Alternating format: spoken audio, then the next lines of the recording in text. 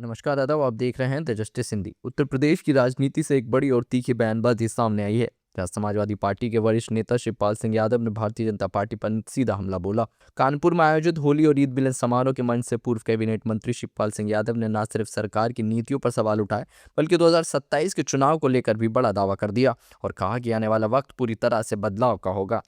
दरअसल कानपुर के सीमामऊ इलाके में समाजवादी पार्टी की विधायक नसीम सोलंकी द्वारा होली और ईद मिलन समारोह का आयोजन किया गया था। इस कार्यक्रम में मुख्य अतिथि के रूप में पहुंचे शिवपाल सिंह यादव ने पेट्रोल डीजल के मुद्दे को लेकर सरकार को घेरा, मगर इस कार्यक्रम के दौरान एक भावुक पल भी देखने को मिला, जब नसीम सोलंकी अपने चुनावी दिनों को याद करते हुए मंच पर भावुक हो गईं और उनकी आंखों से आंसू झलक पड़े। उन्होंने कहा कि चुनाव के समय जो लोग उनके साथ खड़े थे, आज वही लोग इस मंच पर मौजूद हैं और यही याद उन्हें भावुक कर गई। अपने संबोधन के अंत में उन्होंने शायरी सुनाते हुए कहा कि जो जुल्म हो रहा था, ना ये सुबह आखिरी है ना ये शाम आखिरी है, जहां जुल्म की कसरत हो वो निजाम आखिरी है। पूर्व कैबिनेट मंत्री ने कहा कि अगर देश में पेट्रोल डीजल की कोई कमी नहीं है तो आखिर जनता को लाइनों में क्यों लगना पड़ रहा है। उनके मुताबिक सरकार जमीनी हकीकत छिपा रही है और लोगों को सच्चाई नहीं बता रही है। उन्होंने आगे आरोप लगाया कि भाजपा ने केवल प्रदेश ही नहीं बल्कि पूरे देश को लूटने का काम किया है और जनता से सिर्फ झूठे वादे किए हैं। पूर्व कैबिनेट मंत्री बोले, अब जनता इन वादों से ऊब चुकी है और बदलाव चाहती है।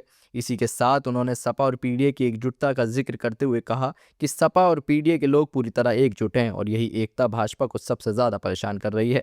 2027 के विधानसभा चुनाव को लेकर शिवपाल सिंह यादव ने बड़ा दावा करते हुए कहा कि आने वाले चुनाव में पीडीए की ही सरकार बनेगी। उन्होंने कहा कि पीडीए के गठन के बाद से ही भाजपा घबराई हुई है, क्योंकि ये गठबंधन सामाजिक संतुलन को मजबूत कर रहा है और इसका असर साफ दिखाई दे रहा है। इस दौरान उन्होंने प्रधानमंत्री नरेंद्र मोदी के उस बयान पर भी पलटवार किया जिसमें समाजवादी पार्टी पर उत्तर प्रदेश को एटीएम की तरह इस्तेमाल करने का आरोप लगाया गया था। शिवपाल सिंह यादव ने कहा कि असल में भाजपा सरकार ने ही जनता को लूटने का काम किया है और अब लोग इससे परेशान हो चुके हैं। कार्यक्रम में नेता प्रतिपक्ष माता प्रसाद पांडे और सपा विधायक रागिनी सोनकर भी मौजूद रहे। वहीं कार्यक्रम के आयोजक विधायक नसीम सोलंकी ने कहा कि इस आयोजन का मकसद समाज में एकता और भाईचारे का संदेश देना है, ताकि लोग मिलजुल कर त्योहारों की खुशियां साझा कर सकें।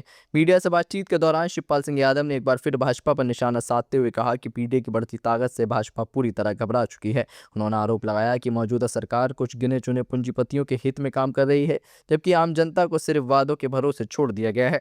अंत में शिवपाल सिंह यादव ने सरकार पर तानाशाही रवैया अपनाने का आरोप लगाते हुए कहा कि प्रदेश में अस्थायी नौकरियां खत्म होती जा रही हैं और युवाओं के लिए सिर्फ आउटसोर्सिंग की नौकरियां ही बची हैं, जो उनके भविष्य के लिए चिंता का विषय है। तो कुल मिलाकर कानपुर से उठा ये सियासी बयान प्रदेश की राजनीति में नई बहस को जन्म दे रहा है। एक तरफ सत्ता पक्ष है तो दूसरी तरफ विपक्ष के तीखे हमले। ऐसे में 2027 का चुनावी मुकाबला और भी ज्यादा दिलचस्प होता नजर आ रहा है। देखिए, हम लोग होली मिलन और ईद मिलन का कार्यक्रम में इरफान सोलंकी और नसीम सोलंकी जी ने रखा था और उस कार्यक्रम में आए हैं। और यहाँ पर देखिए, समाजवादी पार्टी और पीडीए, समाजवादी पार्टी तो है ही और पीडीए के लोग यहाँ इकट्ठे हुए हैं, तो इसमें हम सब लोग आए हैं। और ये जो पीडीए बना है, पीडीए से भारतीय जनता पार्टी घबराई हुई है,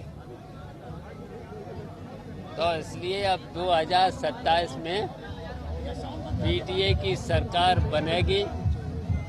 ये पीडीए ने और समाजवादी पार्टी में फैसला हो गया है और जनता में भी फैसला हो चुका है। सर, प्रधानमंत्री ने आज एक एयरपोर्ट का उद्घाटन किया, उसमें कहा है कि आपने सपा ने लूट का एटीएम बना के रखा था उत्तर प्रदेश में, नहीं यूपी।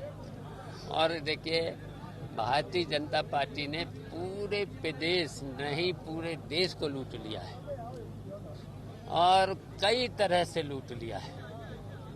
और देखिए, तभी तो ये घबराए हुए हैं। अब ये पूरी जनता समझ चुकी है, ये भारतीय जनता पार्टी के लोग लुटेरे हैं। इन्होंने टैक्स से लेकर के जीएसटी से लेकर के और सभी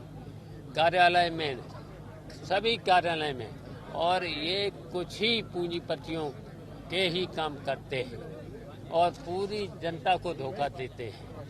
और किस तरीके से इन्होंने लूटा है जनता को, धोखा दे करके, झूठे वादे कर करके, और अभी तक इन्होंने कोई भी जनता के बीच में जो वादे किए थे कोई वादा पूरा नहीं। इससे झूठे कौन हो सकते, इनसे बेईमान कौन हो सकता है, इनसे भ्रष्ट कौन हो सकता है। सर नसीमुद्दीन को भी कुछ ही समय आपकी पार्टी में आए हुआ है, एकदम से आजम खान की जो है फोटो गायब होने लगी आपकी होर्डिंग से। देखिए आजम खान सभी समाजवादी पार्टी के दिल में हैं।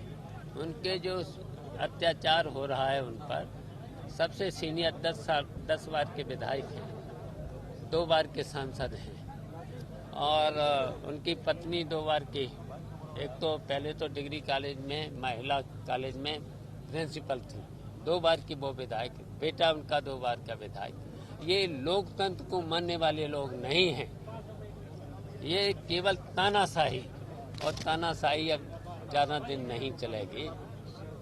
सर एक आखिरी ये देखिए ये लोकतंत्र को भी हैं, और लाइन क्यों लगी इन्होंने, देखिए जब से भारतीय जनता पार्टी आई, पहले तो लाइन लगवा दी थी नोटबंदी, फिर लगा दी जीएसटी, अब लगा दी है एलपीजी सिलेंडर, और ये हमेशा लाइन ही लगाते हैं, जनता को परेशान करते हैं। महंगाई, बेरोजगारी, भ्रष्टाचार और आउटसोर्सिंग पर नौकरी, सर आज ही प्रधानमंत्री आउटसोर्सिंग पर पक्की नौकरी नहीं दे रहे हैं, जो झूठ बोल रहे हैं। नेताजी नसीमुद्दीन आने के बाद जो है आजम खान के अब पोस्टर से क्या दिख रहे हैं, क्या माना जाए कि सपा से नहीं, ये तुम्हारी नजर कमजोर है और तुम दूसरी नजर से देख रहे हो। ये आप लोग दूसरी नजर से देख सर रहे हो, एसआई दूसरी नजर। हाँ चलिए।